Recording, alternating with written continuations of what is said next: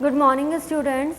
Today we will continue our chapter in class 8th of social science that we started in our previous class, that is revolutionary movement in India. Okay, ये हमने start कर लिया था chapter. उसमें हमने revolutionary movement का first phase देखा था कि रिवॉल्यूशनरी मूवमेंट का ऑब्जेक्टिव क्या था ऑब्जेक्टिव कि जिस तरह का जितना भी अन्याय हमारे साथ हो रहा है उसको क्या करना है, सिस्टम को क्या करना है, चेंज करना है. और रिवॉल्यूशनरी मूवमेंट क्यों स्टार्ट इतना हुआ था और क्यों इतने ऊपर दर्जे तक की जा रहा था, क्या रीज़न था कि इतनी तेज़ी से रिवॉल्यूशनरी मूवमेंट क्या हो रही थी, फैल रही थी, मतलब कि क्रांतिकारी आंदोलन क्यों इतनी तेज़ी से बढ़ रहा था.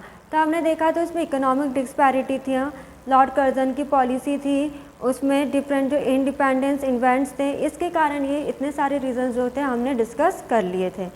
फिर क्रांतिकारी आंदोलन रिवॉल्यूशनरी मूवमेंट में क्या प्रोग्राम सेटअप किए गए थे, किस तरह से बॉयकॉट करना था फॉरेन गुड्स को और किसको अपनाना था, किस तरह से हमें लोगों के मन में किस तरह से हमारे देश के प्रति जागरूकता लेकर आनी थी, ये सब चीज़ें हमने रिवॉल्यूशनरी मूवमेंट में देखी थी. अब expansion of revolutionary movement and prominent leaders.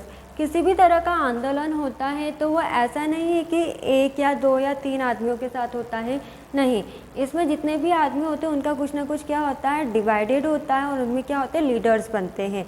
तो क्यों क्रांतिकारी आंदोलन जो था, रिवॉल्यूशनरी मूवमेंट क्यों था, वो एक्सपांड हो रहा था और इनके प्रोमिनेंट लीडर्स कौन थे, मतलब कि इस समय का जो आंदोलन था, क्रांतिकारी आंदोलन था, उसके प्रसिद्ध लीडर कौन थे.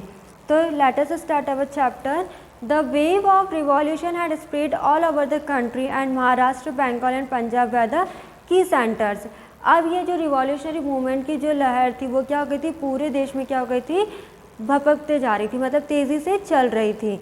अब क्या हो रहा था इसमें कि सबसे ज़्यादा अगर हम देखे जाएँ कि सबसे ज़्यादा कौन से एरिया में हो रही थी, महाराष्ट्र, बंगाल और पंजाब में, ये की सेंटर्स थे.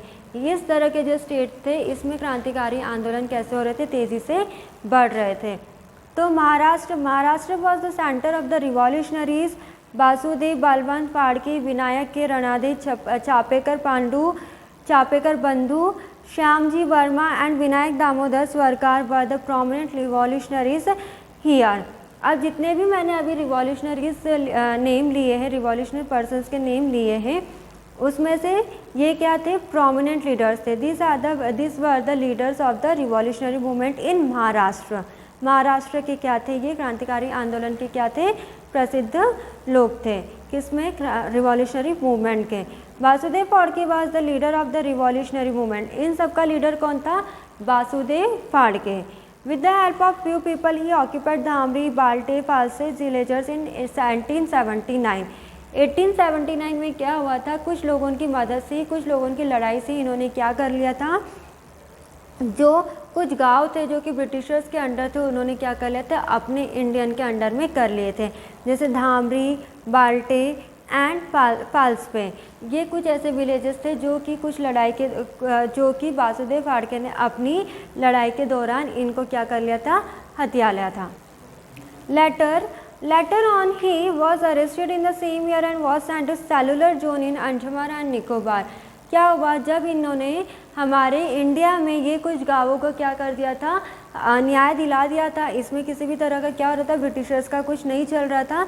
तो जब इन्होंने उन गाँव को आज़ादी दिला दी थी, थोड़ी बहुत जो आज़ादी थी दिला दी थी, तो इनको क्या हो गया था, उसी दौरान ये क्या हो गए थे, अरेस्ट हो गए थे. कहाँ पर अरेस्ट हो गए थे, अंडमान निकोबार का जो अंडमान निकोबार आइलैंड के कौन से जेल में रखा गया था, सेलुलर जेल. सेलुलर जेल कहाँ पर है, अंडमान निकोबार आइलैंड में है. और कौन से कैपिटल में, अंडमान निकोबार के पोर्ट कैपिटल में है, जो कि ऐसा माना जाता है कि जो इस सेल में चले जाता है और जो यहाँ से पनिशमेंट लेकर आता है उसको क्या बोलते हैं, काला पानी की सज़ा. ठीक है, तो सेलुलर जेल कहाँ पर है, अंडमान निकोबार आइलैंड में है. और इस तरह की जो भी कोई आदमी पनिशमेंट लेकर आता है तो उसको क्या कहा जाता है, काला पानी की सज़ा. इन 1893 गणपति उत्सव was celebrated and in 1895 the Shivaji उत्सव.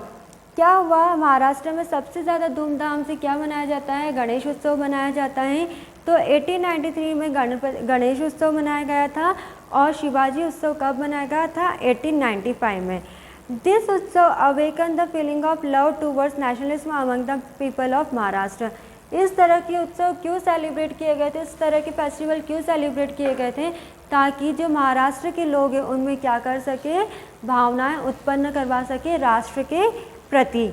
In 1897, Damodar and Balkrishna Chapekar brothers murdered an English officer, head of plague committee and Lieutenant Amrest in Pune। क्या हुआ, जब ये उत्सव मनाए गए 2 साल बाद, कब मनाया गया, 1893 में गणपति उत्सव मनाया गया और 1895 में क्या मनाया गया, शिवाजी उत्सव। क्या मोटिव था इनका, क्या मोटिव था कि महाराष्ट्र के जो लोग हैं उनमें क्या करना है, नेशनलिज्म के प्रति क्या करना है, अवेयरनेस लाना है, जागरूकता लेकर आना है। जब ये उत्सव मनाया गया उसके 2 साल बाद क्या हुआ, जो चापेकर ब्रदर्स थे, दामोदर और बालकृष्ण, दे वर द चापेकर ब्रदर्स, इन लोग की क्या हो गई थी, हत्या हो गई थी। किसने करी थी, इंग्लिश ऑफिसर के द्वारा की गई थी और कहाँ पर की गई थी, पुणे में। Chapekar brothers were sentenced to death in 1909. Jackson, then the district magistrate of Nasik, were killed. 3 persons were sentenced to death and 27 persons were long rigorous imprisonment this case. Revolutionary movement में क्या हो, जो Chapekar brothers थे वो लोग की क्या हो गई थी, हत्या हो गई थी, उन लोग का मर्डर कर दिया गया था और इसके बाद क्या हो गई थी, उनकी डेथ हो गई थी। इसके बाद ये रिवॉल्यूशनरी मूवमेंट 1909 में भी चलता रहा था, जिसमें कि जो नासिक के जो मजिस्ट्रेट थे उनकी क्या हो गई थी, उनको क्या कर दिया गया था, मार दिया गया था उनको भी, और जिसकी वजह से उनकी भी क्या हो गई थी, डेथ हो गई थी। और इसी दौरान क्या हुआ था, 3 पर्सन जो थे वो क्या हो गए थे, मर गए थे और जो 27 पर्सन थे, 27 लोग थे वो क्या हो गए थे, जेल में चले गए थे। तो इस तरह का क्रांतिकारी आंदोलन महाराष्ट्र में हमें देखने को मिला। महाराष्ट्र में जितने भी जो लीडर थे, इनके लीडर कौन थे, वासुदेव फाड़के थे, प्रोमिनेंट प्रसिद्ध लीडर महाराष्ट्र के ये थे, जो कि रिवॉल्यूशनरी मूवमेंट में पार्टिसिपेट करे थे। और इसमें इन्होंने क्या करा था, जो धार्मिक पालते और पासपे जो विलेज था उनको क्या करा था, फ्रीडम दिलाया था इंग्लिश से। आफ्टर दिस, जैसे उन्होंने फ्रीडम दिलाया इंग्लिश मैन से, तो इन्हें क्या हो गया, अंडमान निकोबार आइलैंड में क्या हो गई, इनको सेलुलर जेल में अरेस्ट कर लिया गया। आफ्टर अरेस्टिंग दिस, तो जितने भी रिवॉल्यूशनरी मूवमेंट थे उन लोग की क्या हो गए, किसी को मार दिया गया, किसी को घायल कर दिया गया और जिसमें से कि 27 पर्सन थे उनको क्या कर दिया गया, जेल में डाल दिया गया। ठीक है, ये करी हमने महाराष्ट्र की बात। अब बंगाल की, Barindra Ghosh, Khudiram Ghosh, Prafulla Chaki, Narendra Gosain, Hemchandra Das were the prominent leaders in the prominent revolutionaries in Bengal. P. Mitra founded the Anushya Committee in Bengal. अब जैसे कि आई टोल्ड यू कि की सेंटर्स रिवॉल्यूशनरी मूवमेंट के क्या थे, महाराष्ट्र थे, बंगाल थे और पंजाब थे। तो जो बंगाल में भी क्या थे, रिवॉल्यूशनरी प्रोमिनेंट रिवॉल्यूशनरीज थे जो कि पार्टिसिपेट कर रहे थे रिवॉल्यूशनरी मूवमेंट में। और जो पी मित्र थे उन्होंने एक संगठन बनाया जिसका नाम क्या था, अनुशीलन committee.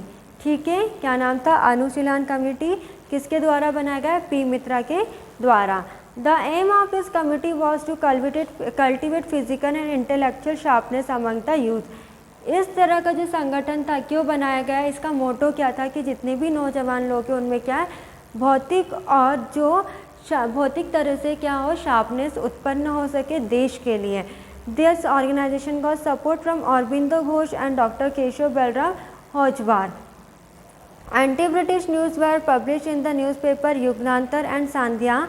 In 1908, Khudiram Bose of Profula Chaki threw a bomb on the carriage of defense judge, thinking that the judge was in it, but their information was not correct. अब क्या हुआ, जो पी मित्रा थे उन्होंने अनुशीलन कमेटी फाउंड करा था जिसमें कि उनका मोटो क्या था, that we have to give the sharpness towards the youth regarding to the physical and intellectual. उसके बाद क्या हुआ कि इन लोग के सपोर्ट में कौन आए, इन लोग के समर्थन में कौन आए, अरबिंदो घोष आए और डॉक्टर केशव बलराम आए।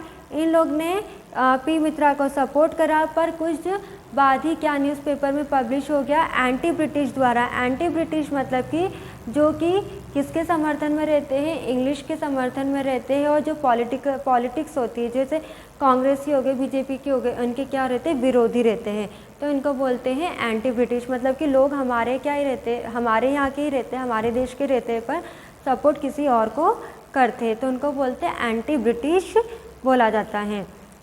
इसमें क्या देखा कि इस तरह का उन्होंने न्यूज़ पब्लिश करा कि जिसमें क्या बोला गया है कि जो किंग्सफोर्ड है वो क्या हो गए हैं, जो जज है किंग्सफोर्ड, उनकी क्या हो गई है, डेथ हो गई है और वो क्या हो गए हैं, मर चुके हैं।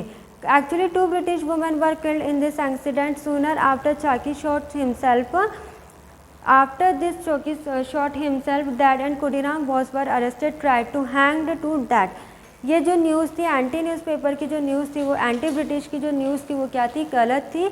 इसमें जो जज थे वो तो नहीं मरे थे, पर इनमें जो लेडी थी, जो उनके यहाँ की जो लेडी थी जो पार्टिसिपेट कर रही थी रिवॉल्यूशनरी मूवमेंट में, उनके तरफ की जो लेडी थी, उनकी क्या हो गई, डेथ हो गई और वो लोग क्या हो गई, घायल हो चुकी थी, जिसके कारण उनकी भी क्या हो गई थी, डेथ हो गई थी। इसके बाद क्या हुआ, चाकी शॉट जो थे उनकी भी डेथ हो गई थी और खुदीराम बोस क्या हो गए थे, अरेस्ट हो गए थे। After this incident a house in Calcutta of Calcutta the Manictola garden house, which was used by the revolutionaries to make bombs and to get training in the shooting, was raided. 34 revolutionaries including Aurobindo to get training on the shooting. Ghosh and brother Barindra Kumar Ghosh were arrested. The government lawyer Ghosh and brother Barindra Kumar Ghosh and deputy police superintendent were during the go on trial. अब क्या हुआ, जब ये incident हो रहा था बंगाल में, तो क्या हुआ कि वहाँ के जो लोग थे, खुदीराम बोस क्या हो गए थे, वहाँ पर क्या हो गए थे, अरेस्ट हो गए थे। जब खुदीराम बोस जो थे वो अरेस्ट हो गए थे, तो जो रिवॉल्यूशनरी मूवमेंट के अगेंस्ट थे, जो कि इनके पक्ष में नहीं थे, वहाँ के लोगों ने क्या करा, बॉम्ब बनाना स्टार्ट करा और वहाँ के जितने भी यूथ लोग थे उन लोग को क्या करना स्टार्ट करा, ट्रेनिंग देना स्टार्ट करा। जिसके बाद जो 34 रिवॉल्यूशनरीज थे वो क्या हो गए, बुरी तरह से क्या हो गए, अरेस्ट हो गए और कुछ जो गवर्नमेंट लॉयर थे वो क्या हो गए, घायल हो गए और कहाँ पर भेजे, घायल कंडीशन में, इंजर्ड कंडीशन में ही कहाँ पर भेजा गया, जेल में ही भेज दिया गया। तो इस तरह का जो रिवॉल्यूशनरी मूवमेंट कहाँ पर था, बंगाल में देखने को मिला था। अब Punjab had revolutionary like Lala Lajpat Rai, Ajit Singh, Lala Hardayal Madan Lal Dhingra, Sufi Amba Prasad. The educated class in Punjab were also influenced by the tufts of revolutionaries. Under the joint leaders of Lala Lajpat Rai, Ajit Singh and Lala Hardal, a movement in favor of farmers was started. अब क्या हुआ, जब महाराष्ट्र और बंगाल का जब revolutionary movement चल रहा था, तो जो पंजाब के लाला लाजपत राय थे और उनके जो कुछ साथी थे वो लोग भी क्या हो गए, इस रिवॉल्यूशनरी मूवमेंट में स्टार्ट हो गए। और इनका भी थॉट क्या था कि हमें ये क्रांतिकारी आंदोलन करना है ताकि हमको क्या मिल सके, जितना भी इनजस्टिस हो रहा है उसमें क्या मिल सके, चेंजेस आ सके सिस्टम में।